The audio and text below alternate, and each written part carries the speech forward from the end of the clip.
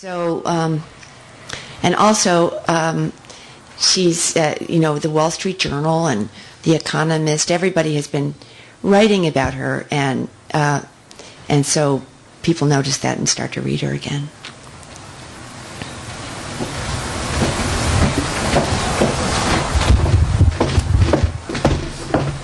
She never had children, and I wonder if there room in her philosophy for children, or there's room. There's not a lot of support. She herself didn't have children, as you say, and she didn't want to have children.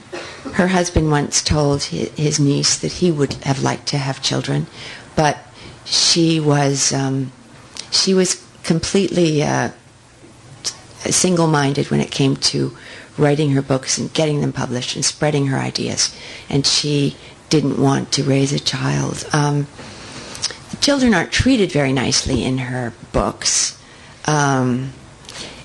but she did write that she had nothing against motherhood, if that was the job you set out to do, and you defined your goals in those terms. That was okay with her.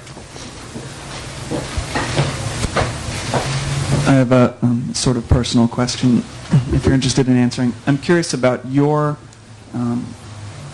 you interpret objectivism and how that's colored by your knowledge of her as a person.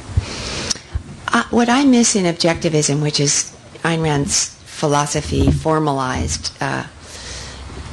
is any recognition of the social contract.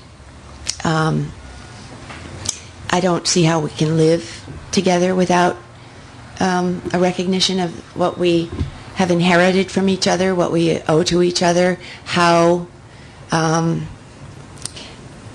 we together have to create a society that's livable for all of us. If there are people starving in the streets, it's not a world I want to live in. So I have some responsibility for making a better world. I don't see that idea even brought up in objectivism. So that's one reaction to it.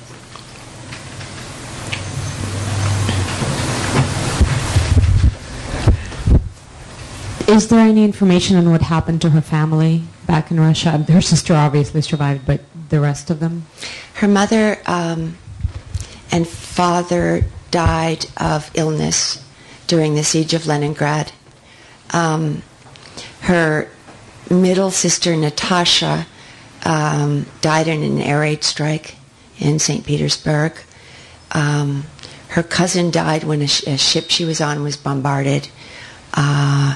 And the youngest sister, Nora, survived. And Rand didn't, I don't know about the extended family because she didn't concern herself so much with those people. So I would have had to try to trace that, and it didn't seem worthwhile.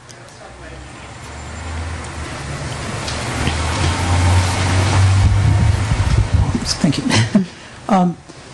She was obviously a darling, and still is a darling, of the financial services industry, deregulator, gurus.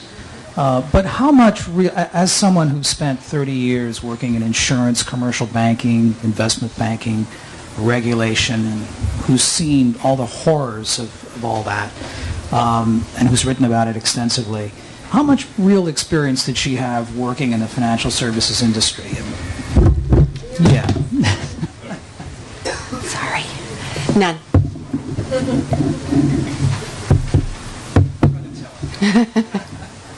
She kept her money, when she was elderly, she kept her money in the bank across the street, and one of Alan Greenspan's partners in Townsend Greenspan said, "Let me invest that for you. Let me help you to make a little money on that." She didn't want anything to do with that.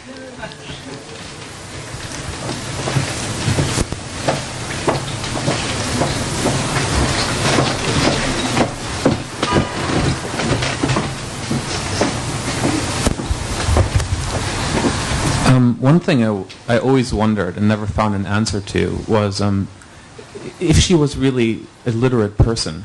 I know that she mentions, of course, in all of her work, she mentions probably 15 or 20 books throughout a time span of 50 years. she's still talking about Dostoevsky in her teens as she is when she's 70 years old. Was she widely read? Do you think? No, the people who knew her best said she was a painfully slow reader, and she didn't read. Particularly, she read in her 20s. She read, the American classics of the moment and other things. But as she got older, she didn't read at all. And in fact, she had a newsletter in which she, wrote a monthly commentary. And one of her loyal troops would bring her clips from the New York Times with things underlined that she should pay attention to and write about. Her library was very small when she died, but she was a quick study.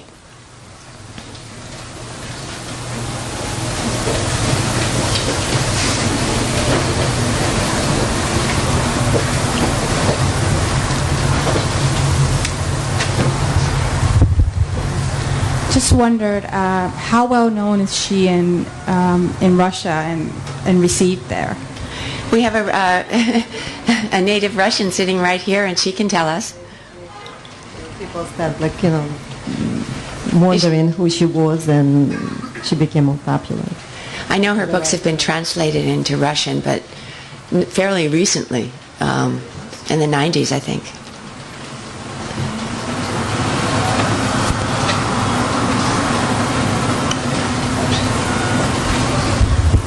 Several reviews of your book mentioned her amphetamine